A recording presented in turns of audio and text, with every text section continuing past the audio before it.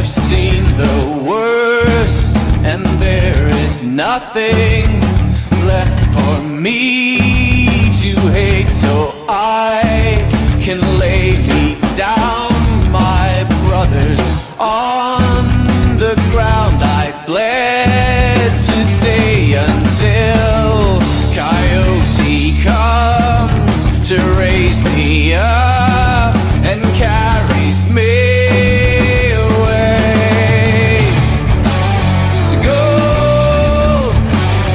Leave me, run like you never did. No, believe me, run like you never run before.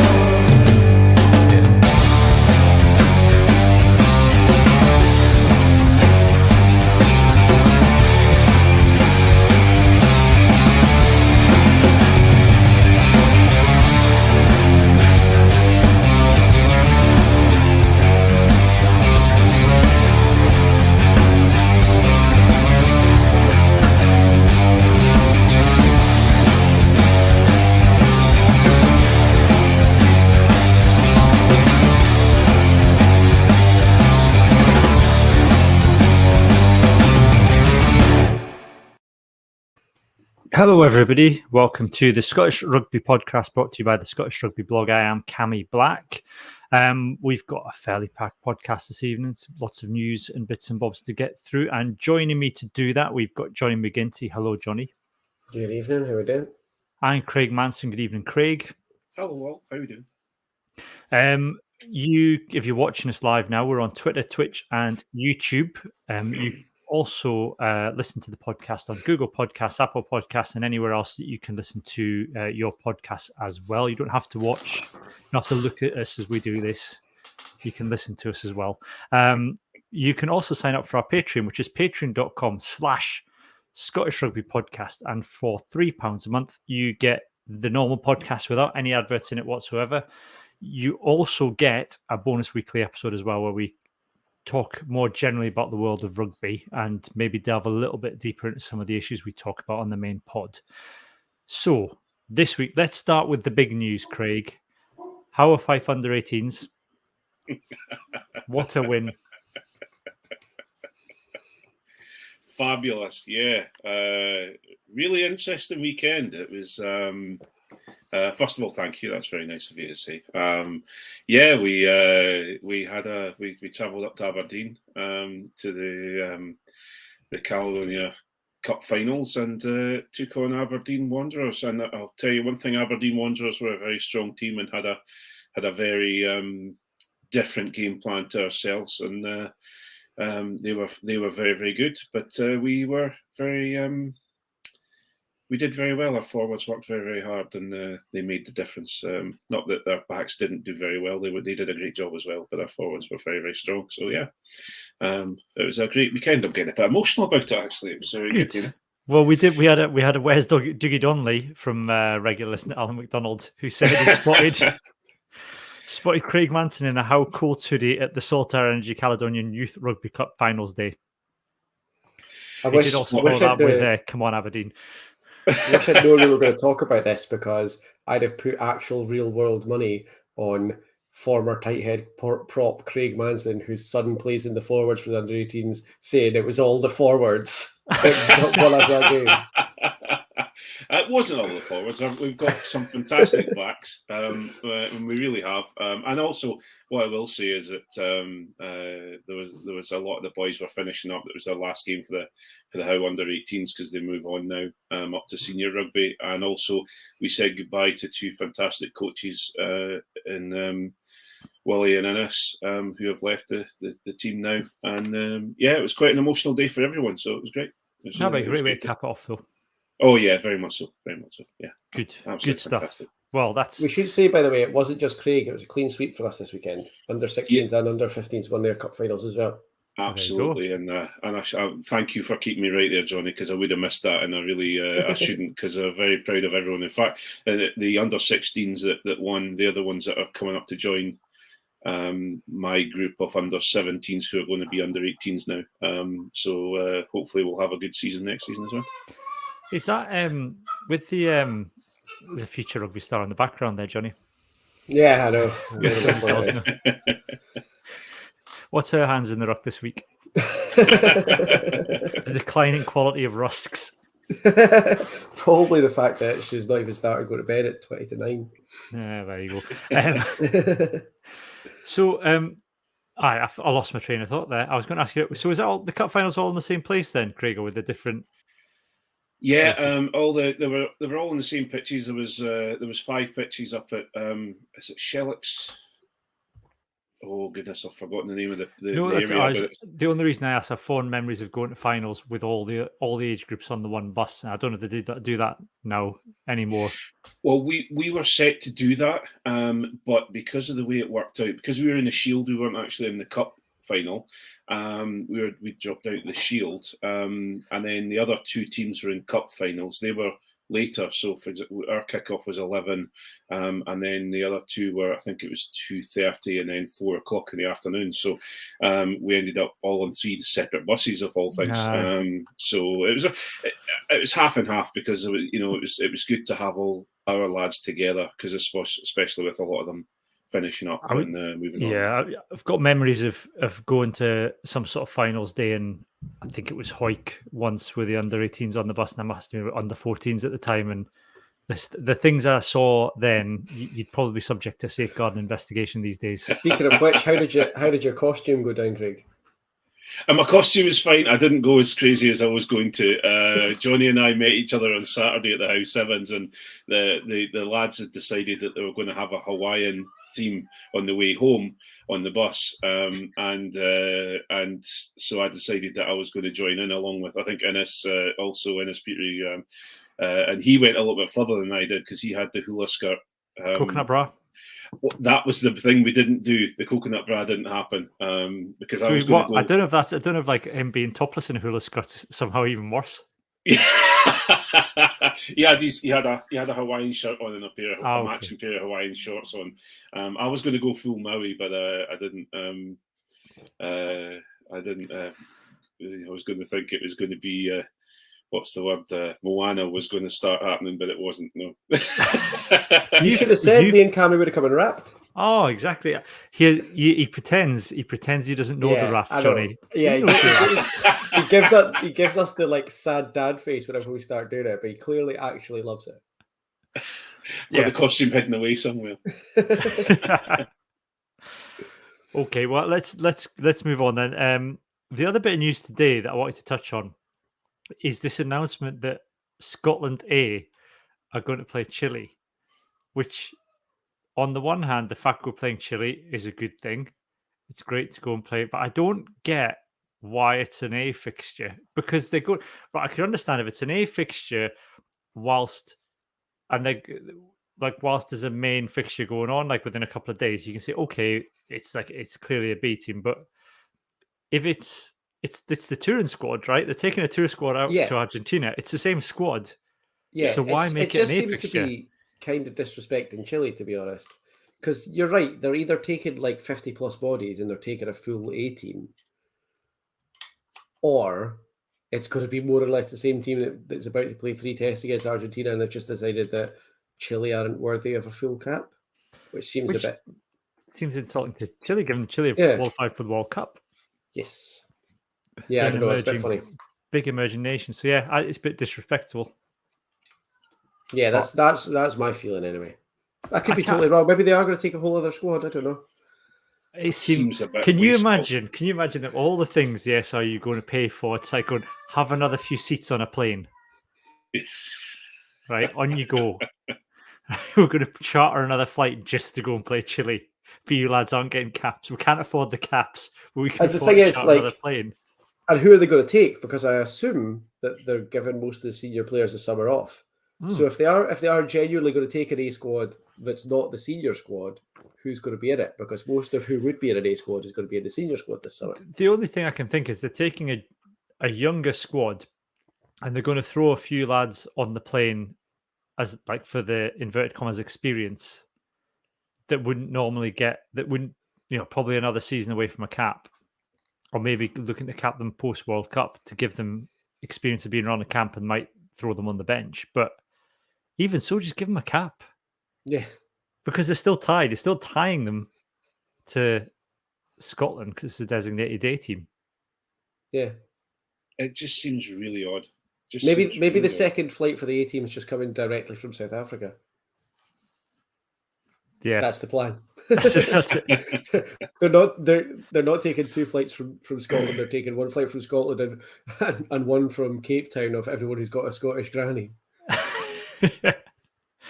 Yeah, it's very, very weird. I don't get it. I don't understand it. I think the last time Scotland A played was against the England Saxons. Yeah. Did the one in 2020 ever happen? Remember, there was supposed to be one at Welford Road. It never happened. Scotland Day against Never Saxons. It happened, got Because of canned, COVID. didn't it? The Yeah. entire it was last year. Was it last year? I thought it was 2 years was ago. I remember 2021. it being a COVID thing. With summer tests and the whole Scotland's whole summer tour got cancelled. So Yeah. Anyway, that's bizarre. Matt, I think you should just make it full international. I think that's the general Yes, agree. consensus. Motion passed. Shall we talk about Scotland women then? And I don't know. Look at his how- face. do we want Craig, I to? feel bad about doing it. I can see your face there. Oh, I he know. faced. I don't know what. How do I do it? Do we want to review? Should we talk about the Ireland game, or it's probably just worth talking about in the context of how the whole tournament has gone? Yeah. For I Scotland. mean, for the Ireland game, we could basically rinse and repeat what we said last week about the Italy game. Take out the bit where I tried to put the blame on someone that wasn't even playing and leave the rest. Because it was fairly similar. Slightly more heartbreaking. Yeah, and we seem to be able to build the pressure, and the pressure, we've got the ability and the momentum, and we've got the players to build the pressure, and we then just don't seem to have the ruthlessness in the red zone or in the 22. And I find it, and then, and I'm going to say it again, but it comes down to those small percentages. Mhm. And the last try comes from a small percentage of basically, we had that game won, and then, tired bodies, people who are doing far more than they really should do in their life if they're a professional athlete. And it just gets to the end of a long Six Nations, as well as doing their jobs and also being Scottish internationals. And it just, I can, you can see it happening. And I saw it happening, and I was watching it thinking they're going to score here. And it's just, everything just seems to keep, it's not the silver bullet. It's not going to give us all the answers, but the whole professionalism side of things and paying them to do one job will help sort those 10% differences that will sort those things out. Because I was watching, I was thinking, at times there was the difference for me, and I think again this is across the whole tournament, is Scotland's attack plan is fairly forward driven and can be a little bit one dimensional of just hit it up, Yeah. and past the backs and occasionally might get to the wings. There's a couple of crossfield kicks this week that nearly came off, but when you look at some of the stuff that Ireland did when they broke free, there were set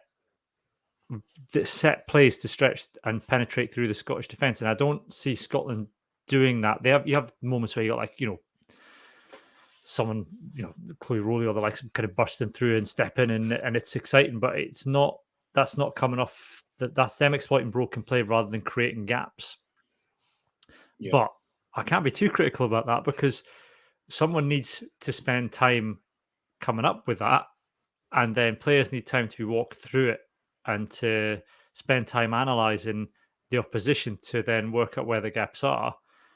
And that and then we end up circling back to, well, the only way you're going to ever do that and be able to do that and to get a more structured and a more structured game plan and analyze the opposition is if you pay not just the players, but you pay coaches and you invest in not just a head coach and a couple of people helping out part time, but a full time coaching staff.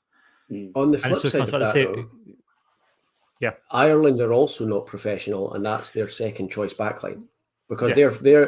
their main Six Nations backline is all the way with the Sevens just now. So that's their Yeah, second choice yeah. backline, and they were able to do it. Yeah. But then they've obviously put a lot more focus on that than Scotland have. But I think also you have to. It's a mixture. You also have to remember that Ireland have been a dominant force in women's rugby for some time, whereas Scotland haven't. Scotland have had women's rugby for a long time, but they haven't been as dominant a force as Ireland have been in the past. But yeah, absolutely, my argument of paying them will solve this problem does fall down when we come across Italy and we come across Ireland, who are both just about semi-professional. Yeah. You know, but the bottom line is, I think the point there is, it doesn't, the argument doesn't fall apart because, we lost to Ireland by a point, Mm. lost to Italy by a score. Mm. The really fine margin. I mean, you lost to Wales by a fine margin as well. So Yeah. at the moment, Scotland are competitive with those three nations. You're looking at the bounce of a ball, a pass landing hands, and those results are different. So then the worry is, and the argument should be, unless you invest, and not just trying to match, where it's not about trying to keep up with Wales and Ireland, but unless you invest properly, forget about Wales and Ireland, what Wales and Italy are doing, invest properly like England are doing, like France are doing. Mm. Unless you invest properly, then we're going to be left behind. And it's the Scotland team has improved significantly, and they are all doing a very, very good job. There's a lot of things that can change, and there's a lot of things that I'm sure they'll review. They'll go to the review and have a look over and say, well, we could have done better here, we could have done better there. And there's a lot of things I could probably sit and say, well, I would have changed that, I would have changed that. But I'm not, we are competitive. We have been, unfortunately, on the wrong side of the competitive matches. But what I would like to say to a lot of the naysayers who stand back and say, well, they need to start getting the crowds in first before they start paying professional wages. If you look at, for example, England are on a crest of a wave now, and that's where they're getting their crowds. They're getting their 20,000s at Welford Road or where was it Bristol or was it Gloucester? Yeah. Gloucester. And they're getting those when they were fully professional and they were doing quite well in the past, they were getting friends and family, and that was it. I was listening to an interview with Emily Scarrett, earlier on this week, and she described the same thing. She was fully professional, but they were only getting, friends and family at a game. It was very there wasn't a lot of people in the grandstand, so it kind of blows that whole argument out the water that they have to be. You have to put the business case first before you actually get the job. You need to invest in these players. You need to invest in our Scotland international side, and you will then start to pack out your stadiums, and you'll start to bring in, bigger sponsors, bigger audiences, and we are so behind the curve now that we, and I don't really care about what Wales are doing, what Ireland are doing, what Italy are doing. We should be taking it on ourselves and saying we want to be better.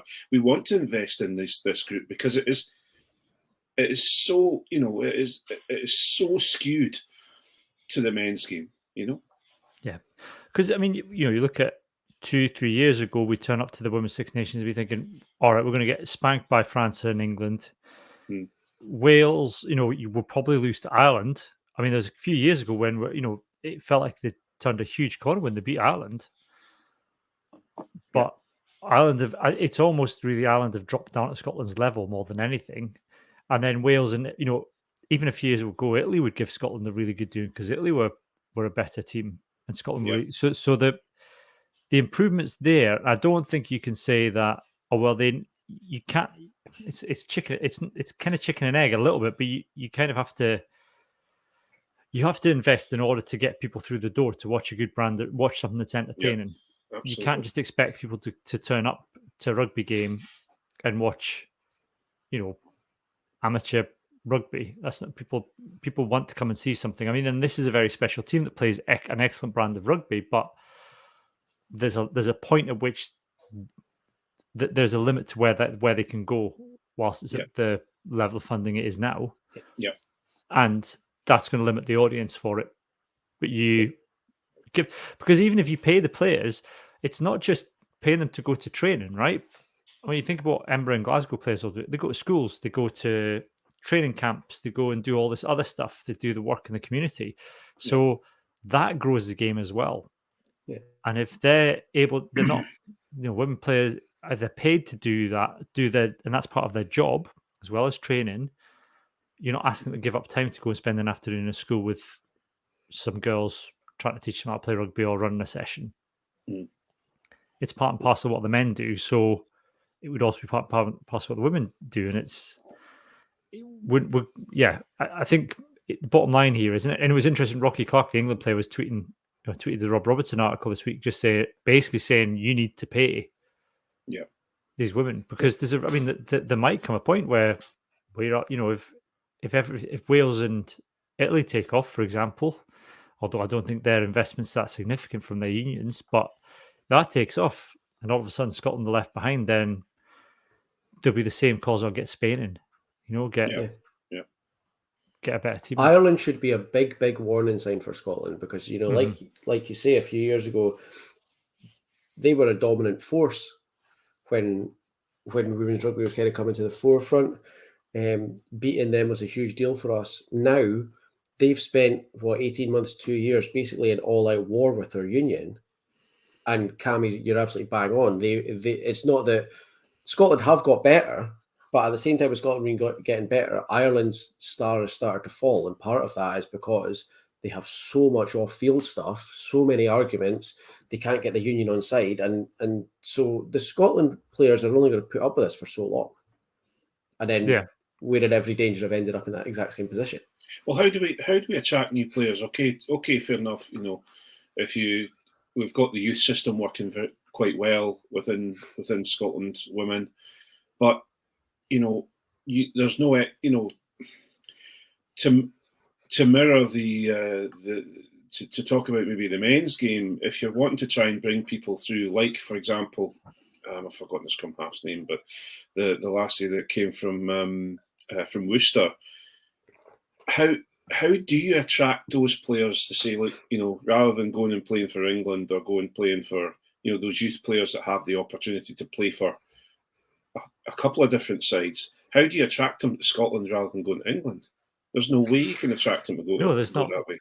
Essentially, all you do is, and this is something I think Scotland men struggled with in the past, is when Scotland men weren't competitive, then you would have players who would, Ben Vellicott's probably an example of that, right? Ben Vellicott's been touted as a potential 9 for Scotland for years. And early on in his career, he said, basically was holding out for an England spot. Yeah. And quite rightly, because at the time he was first touted, Scotland were rubbish.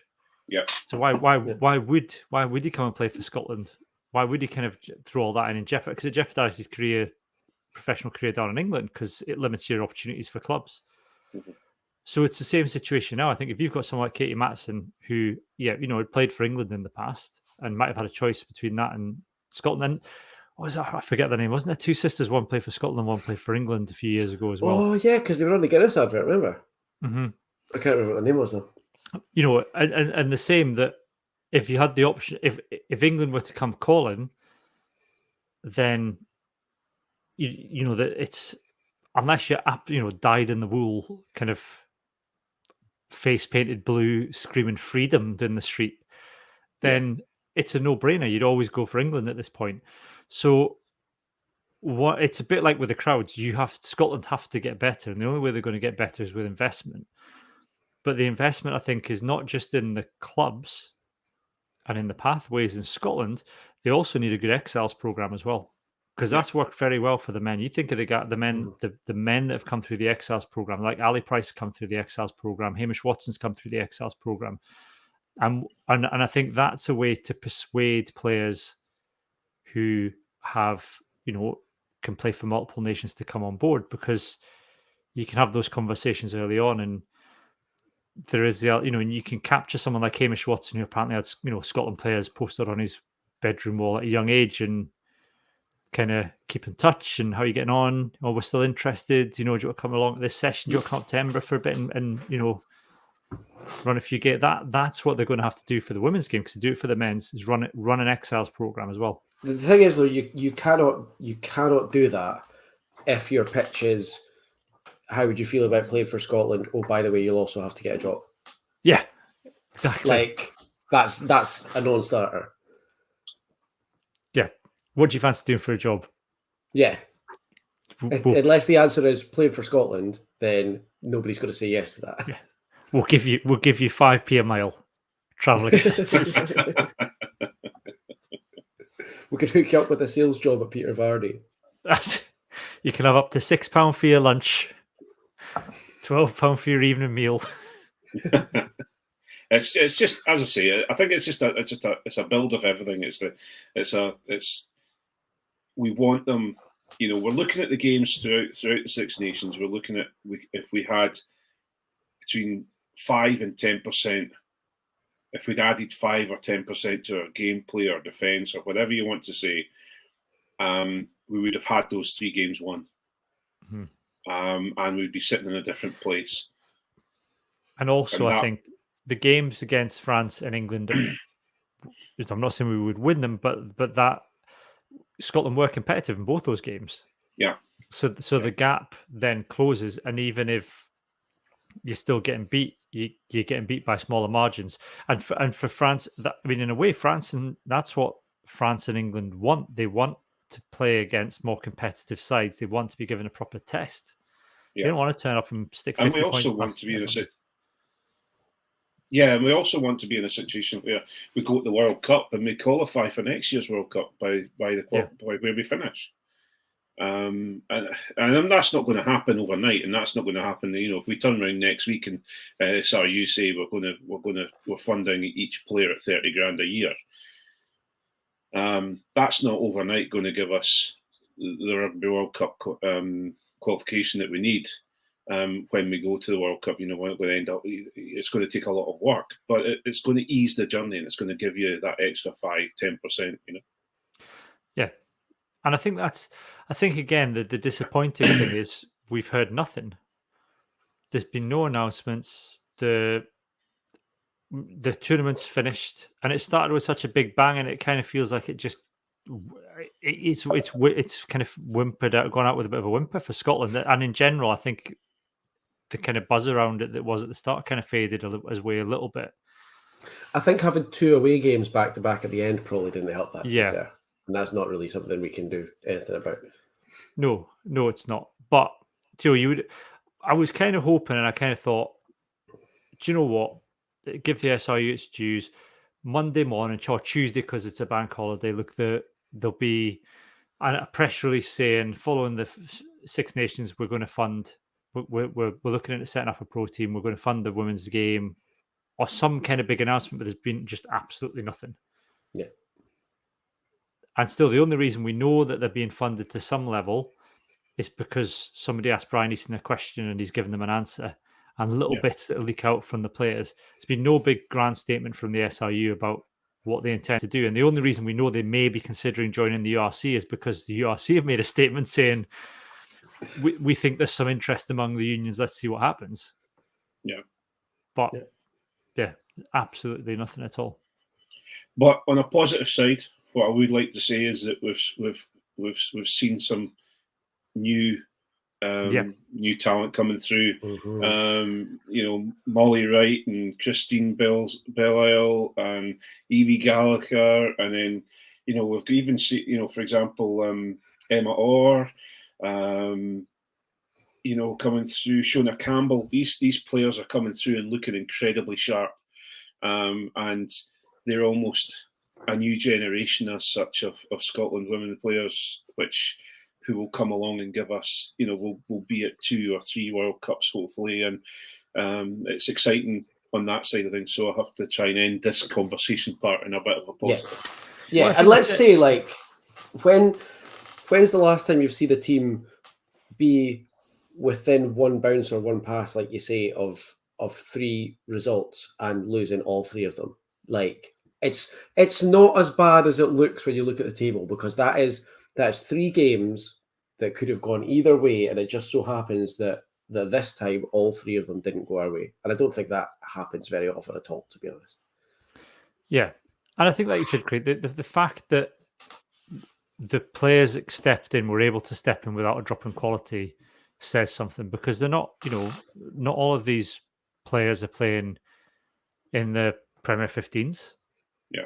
So to come in and step up to international level and hit the ground running, and there not be a drop in quality is positive for the future. But I said there's a limit on how long that can be sustained. But I think the fact the under 18s, they had the under 18 festival, and again there was a good result for the women the girls against Italy, and there's plenty coming through. But do you know what I mean? What Yeah. like you said, what's the incentive? And that's that again. Yes, and I think a lot of those players want to play to the and this is where Scotland. God, I'm getting a bit confused here. I'm not confused, but I'm yapping away. But for me, the big thing with Scotland is that you've got a team there that want to play for the jersey, and they'll do everything they possibly can for the jersey. Now, what we need to start doing is building a team that want to play for the jersey, but also can focus 100% on playing for the jersey, rather than having their focus taken in different ways. Yeah, because there's no doubt. I mean, they've said they hold themselves to professional standards, and absolutely, that's the best way to be, and that's absolutely what they should be doing. But we can't. I think it's great they hold themselves to professional standards, but I don't think it's fair for us to hold them to professional standards, because for every fault that you find with the game, you can tie it back to, well, they've only got so much time, they've only got so much they can give. Yeah. So much conditioning you can do. So Absolutely. it's just, and we go round in a circle. Yeah. Which we'll continue to do until they're paid. Absolutely. And even then, we'll still gripe about it because they won't be paid enough. Anything else on Scotland women? Nothing for me. No. No, I don't think so. Okay. Do you both want to talk about the URC from this weekend? Once again, you could just clip what I said about Glasgow last weekend. It was the down to, once again, me tweeting at the start of the game how impressed I was with the physicality of the forwards. We got a penalty try off the back of a maul against the Bulls and turned that into a penalty try and a yellow card, by the way, because our maul had them on skates 3 or 4 times, and then somehow turned that into a 30-point loss again, like we did last weekend. Yeah. I think that probably sums it up. It's not, it's the same old with Glasgow, isn't it? And now you've lost Kathleen. Almost to the letter. Like, you could have been watching either game last week or this week. It was basically exactly the same. Yeah. To the point of you've infected us with giving away penalties as well now. It's catching. It's catching. I was going to say, if Glasgow weren't in South Africa, I would have said there might have been a midweek Scotland impromptu catch up. They've obviously been FaceTiming each other and telling them how to give away penalties. I don't know. I think that's Edinburgh continued on from their Zebra game of just had a few issues. They marched themselves all the way down the pitch and gave a try at Ulster with giving away penalties in the line out, and they've done this before. And what annoyed me then and annoyed me now is that they got told, you're coming in too early, don't come in too early, don't throw the man across the gap. And what do they do the next line out? Do exactly the same thing. And they're looking at the ref as if it's the ref's fault, and it's like, come on, guys, everybody knows you play the referee. I don't care, okay, fair enough. I don't think the ref had a particularly good game, but you play the referee. We're always told that when we're in the mini section. We're told you play the referee, and they just it was just a bit. It was back to the old Edinburgh for a little while, and then and then again a few little decisions that instead of passing to the right, pass to the left, and you run into players rather than an open field. So we I suppose though, and I mean it's slightly different from between Glasgow and Edinburgh. For Glasgow, it feels like they've been kind of repeatedly smashing themselves in the face with the mistakes and never learning to put down the baseball bat and stop smashing themselves in the face. Whereas with Edinburgh, I think they've had a couple of rough games over the last 2 games, Craig, and in a way, like you never want to lose or to have these or struggle to get past the likes of Zebra. But it's not come at a bad time in the season for those issues to be addressed rather than kind of slowly, that kind of slow drip creep that you might get over the game against Wasps, and then it kicks into the the knockout rounds of the pro, or we're on the URC as it is now. Yeah. So it's, in a way, is it not better that it's happened now on the kind of precipice of what are going to be some very key games for Edinburgh? Yeah, rather than it happening kind of in the last stages of the URC or Europe. Yeah, yes, but I hope it's not the start of a rot, if you know what I mean. I think Edinburgh just went a little bit to sleep. I think they just, they broke down Ulster's defence in the first half and just made a couple of passes just either didn't go to hand or weren't made the right way, because we would have been 2 tries up, and then Ulster put a lot of pressure on us, and we kind of gave in to them that way. And then at the end, we were so close, but we went back to the old Edinburgh of let's try and knock the door down with strength rather than with our heads. And because there was, I think if I'm right in saying, Buffelli was out. There was lots, was out on the far side screaming for the ball in the last few seconds of the match, and they kept trying to use the forwards to batter the door down, and they needed to get the ball out to the backs because there was lots of space, and it didn't happen. Now whether that was Blair Kinghorn's fault for not getting the shouting to getting Burgos to get the ball out, or was it Burgos that the forwards weren't listening to? It was difficult, but then they ended up knocking it on, and that was that. Yeah, I think Edinburgh probably weren't helped by the fact that the positions were all more or less decided by the time their game started. Do you think it's like like you used to get in the crowds of the football where someone's on a transistor radio shouting down the result to the sidelines? Doesn't matter, lads. Doesn't matter, lads. It still does kind of matter, but we're also running. We're running injured as well. We've got a fair few players, that are injured now, and that's Immelman and Moyano not going to be able to finish the season with us.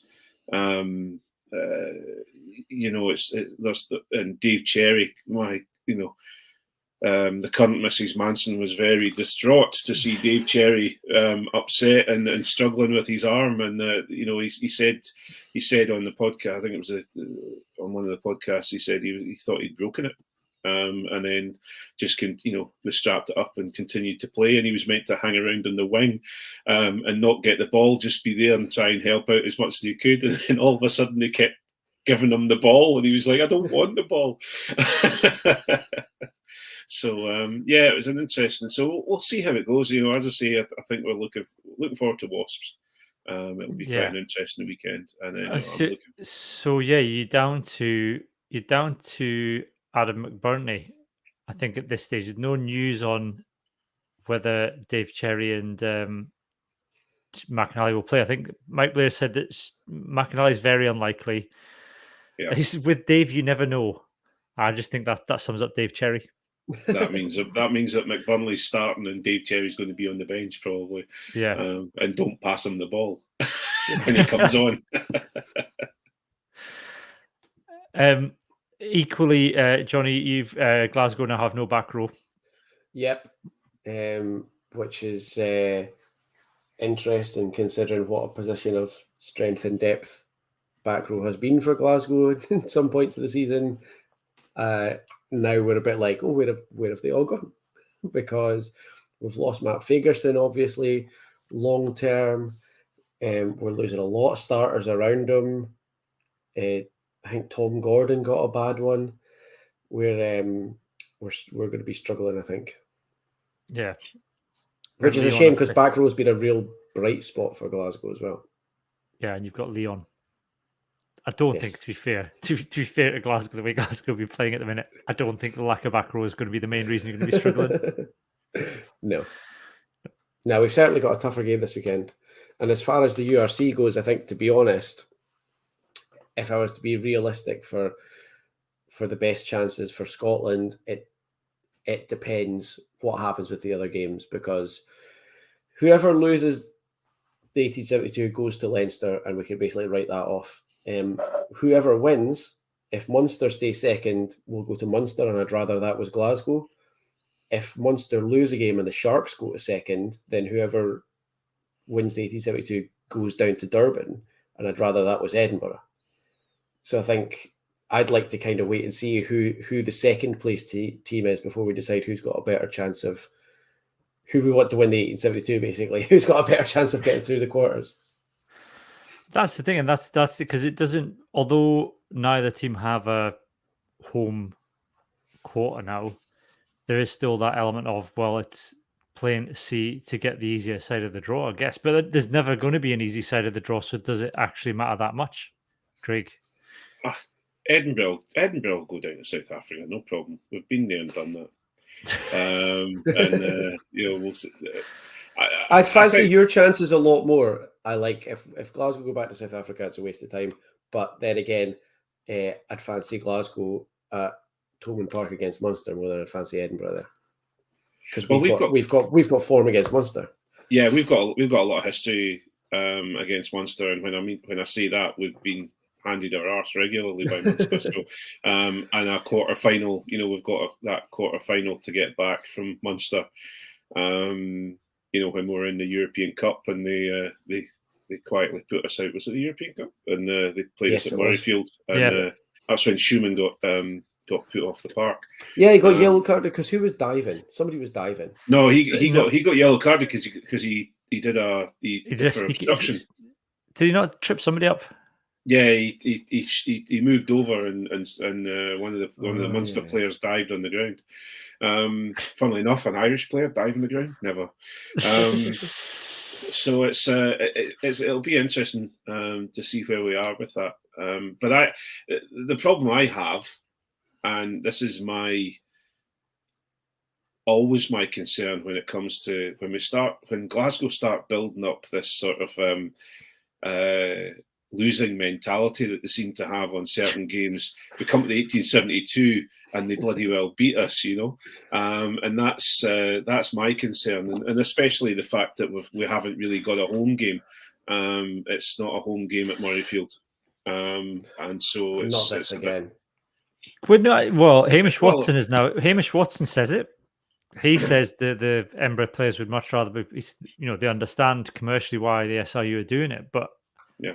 The Edinburgh players would rather play at the Dam, and I do get the point. It's because Glasgow fans get to go if it's at the Dam.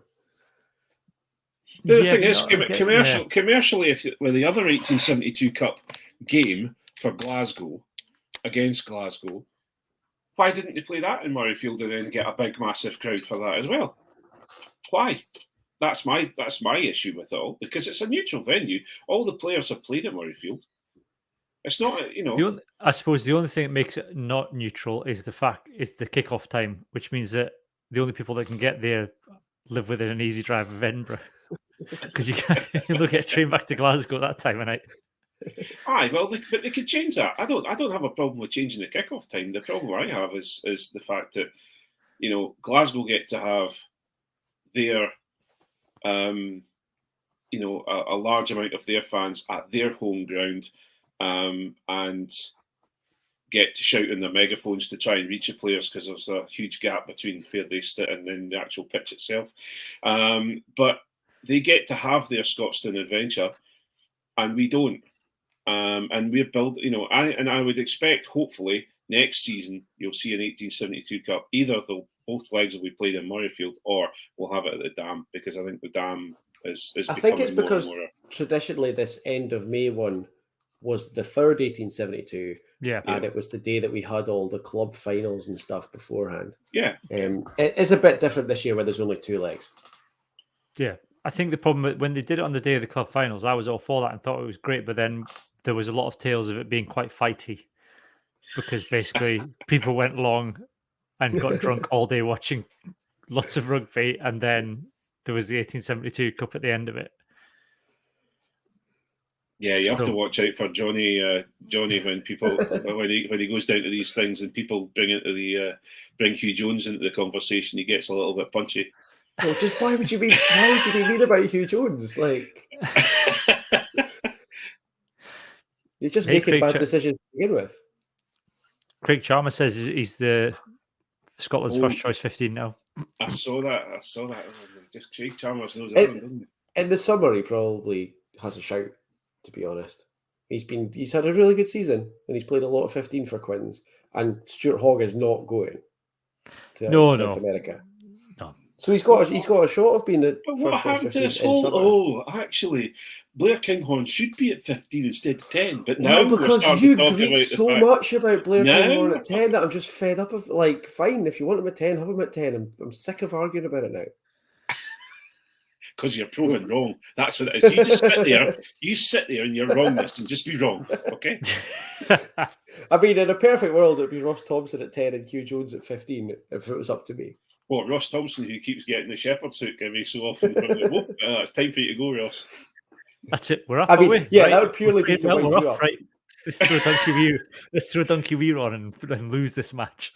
Yeah. Ross Thompson's not getting hooked when we're behind, is he? He's getting hooked because his job's finished, and there's only one man in the world that can transform that into a loss, and that's Duncan Weir. The one thing that's interesting is Danny Wilson's kind of constantly talked about, the signings coming, news assignments coming. And then there was a big kind of thing for Glasgow, we've got news assignments coming, and they're all academy players. Yeah, four academy from the Super Six. Yeah. So, yeah, thanks, Danny. Yeah, they look big boys, though. That's one thing I'll say. It'll be interesting to see how they go. They look big lads, so it'll be interesting to see. And we had a signing this week as well. Damien Hoyland is staying, and his coffee stand will be staying as well. I was going to say he was never going to go anywhere because he's paid a lease on that coffee stand. I know. Probably half the coaching staff are probably 2 stamps away from a free coffee. You can't get rid of him now. I'm 2 stamps away from a free cappuccino. He has to stay. Actually, he's a different player, I've got to say, since he used to be kind of middle of the road, but I'm really enjoying seeing him play. So, ever since he got the crystal tips, and he got the blonde hair, I think he's come on. No, I think he's doing quite well. He's channeling Sean Lamont. Yeah, he just needs a pair of gloves now and then he'll be sorted. I think the thing is with Damien Hoyland is for years I've been thinking, he's really going to kick on this season. And then he's one of these players, and I can see Stafford McDowell going this way as well a little bit, Johnny. It's like you kind of keep going, this year's his year, this year's his year. Oh, he's got so much about him. And then you turn around, you're like, he's 28. Yeah. Do you know what I mean? Yeah. Just to mean with Damien Hoyland's exactly like that. You're like going, Damien Hoyland, he played a bit for Melrose. He's kind of done his service in the sevens and he was good on the 20s play. And then you go, Christ, he's 28 now.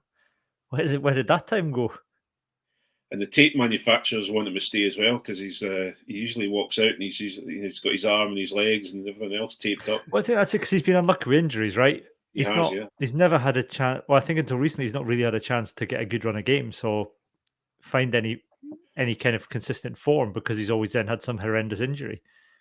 But he is one of those players though that he's not a what's the word? He's a Darcy type player in that when he gets the ball he's no feared. and he ends up in pieces at the bottom of a ruck on a regular basis because he just goes for the space, and if he's not one of those players like Hogg who'll run down a blind alley and then start dancing about because he doesn't want to go into contact. He'll rattle into contact if he wants to, Yeah. Good. Anything more on Glasgow and Edinburgh?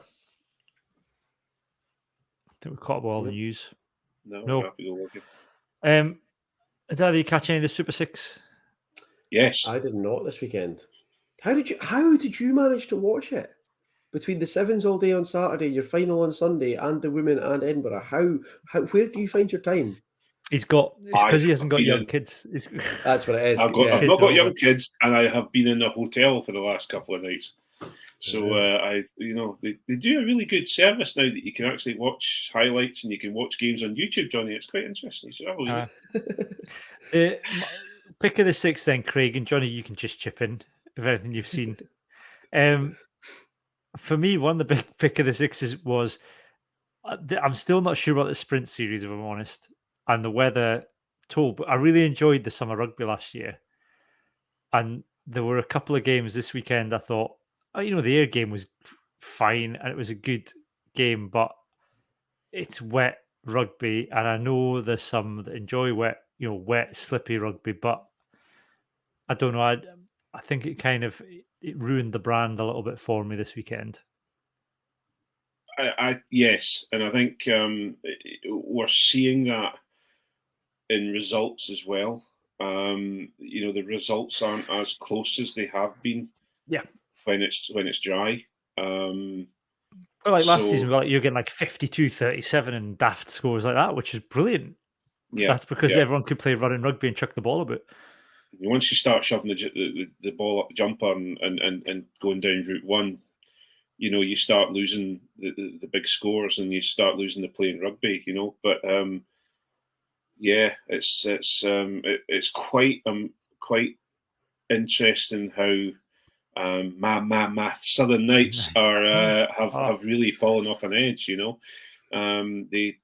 don't look the team that they were last season in the sprint series.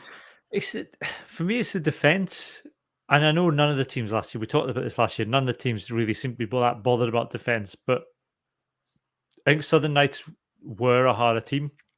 Yeah, they were one of the better teams in the defence, and that. The first Stirling try was just so soft. The passing was. I can't fault the passing at all. It was excellent. It was flat. It was quick, but it was a 2-on-5. Yeah, right. It's like two Stirling players running at 5 Southern Knights players, and not one player attempted a tackle. They all came up in defence, and then all of a sudden found they had to turn on the heels and chase the players. If I was a Super Six player. And I came up against Stirling County with Walter Fafita and Ratu Tangive on the wings at the same time, I wouldn't be bothering with attempting a tackle either. But the thing is, it wasn't them. No, they weren't there. Johnny, it was them. It wasn't them either. It was just, they just look... The Southern Knights don't look the same team as they were last season at all. No. And it's such a shame. It really is, because they were, they got to a final and they could have won the final, Mm. And whether I'm feeling a romantic mood or not, but if you look at the game on Friday night, it was a beautiful night. The green yards looked well. Well, the grass is plastic, so I suppose it does look well. But it's a Friday night lights game. It's something you want expansive rugby. You want a good game of rugby, and it just the Southern Knights have really just dropped off a cliff. Is it just me, or are there a lot more actual Edinburgh and Glasgow players in this sprint series than there was in last year's Super Six? It feels like there's a lot more. Heriots were packed with Edinburgh players this weekend. Murphy Walker playing for Ayr this weekend, and he's literally off the back of 3 or 4 games in a row for Glasgow. And Fafita's playing, Tangivi's playing. I think this is a lot. And I think this is what I don't get, and I wish we knew. What's the difference between the sprint series and the actual Super Six? Because if this is just we're going to stick some of the pro players down and just throw the ball about and get everyone warmed up for the proper tournament, then I'm fine with it. But it doesn't really feel like any. It's like I just don't get the point of it, because I don't know if any of these players are then going to go and play in the main tournament. We don't know if, it's just that how are the players getting distributed? Because that was always a problem in the Premiership. When you used to get, the likes of John Hardy turning out for Hoyk as he returned from injury. Hmm. So, Well, it used to be a draft, didn't it? Yeah, it used to be a draft with the Premiership, and certain players would be, and that's why, for example, Duhan van der Merwe's been pictured with a Heriots jumper on, because he's he was in his draft, Heriot, him and I think Murray McCallum was at Heriots as well, and